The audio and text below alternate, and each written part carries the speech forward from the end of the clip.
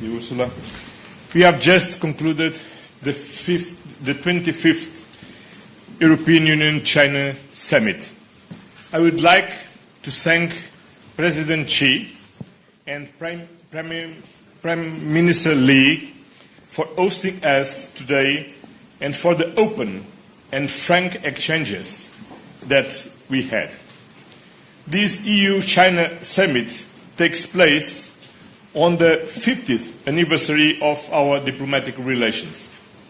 This anniversary is an opportunity to reflect on our shared story and to look towards the future. Over the past 5 decades, European Union and China relations have evolved greatly. The European Union remains committed to deepening our bilateral partnership, making concrete progress in addressing concerns with respect, goodwill, and honesty. We have become key trading partners and developed a wide-ranging, rich and deep cooperation. The European Union and China are major economies and global powers.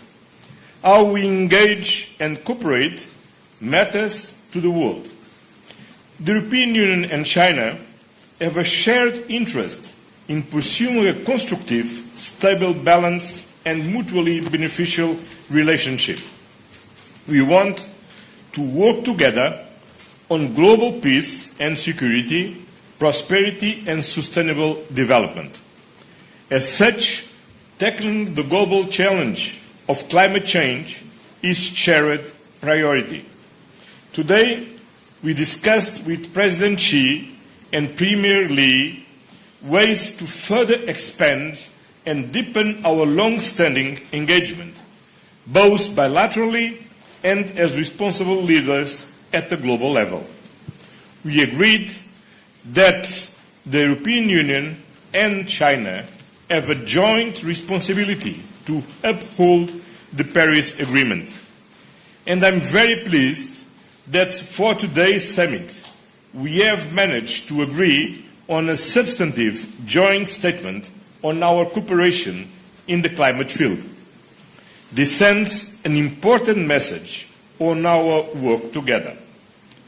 And we encourage China to also propose an ambitious national determined contribution for COP30, and China should lead by example in line with its major global role. We agreed that we have a shared responsibility to support multilateralism and the rules-based international order, and to uphold the principles enshrined in the United Nations Charter. As a permanent member of the United Nations Security Council, China has a key role and responsibility on this. In this context, we address Russia's war of aggression against Ukraine. The war in Ukraine goes far beyond Europe. It is a conflict with global implications that undermines the rules-based international order and is not just a European conflict.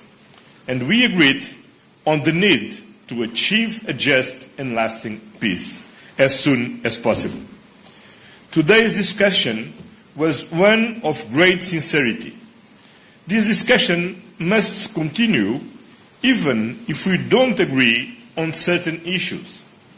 Promoting and protecting human rights is a central pillar of the European Union's engagement with other countries, including with China.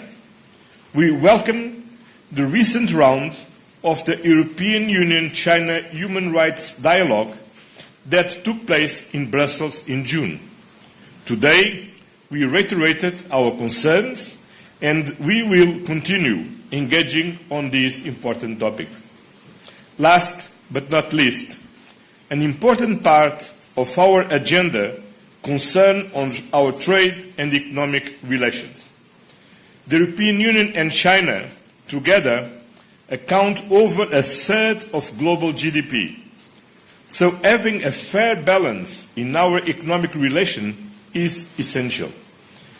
We discussed trade distortions, imbalances, and market access issues, with one clear message as a bottom line.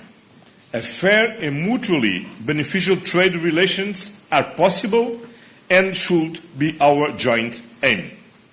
Together with President von der Leyen and the High Representative, I came to Beijing to address all these issues directly with China's President Xi and Premier Li.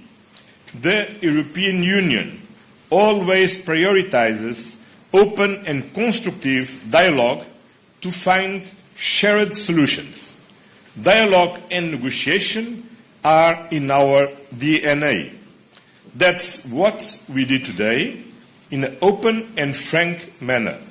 Now it is time to put today's discussion into action and to make further progress. Thank you.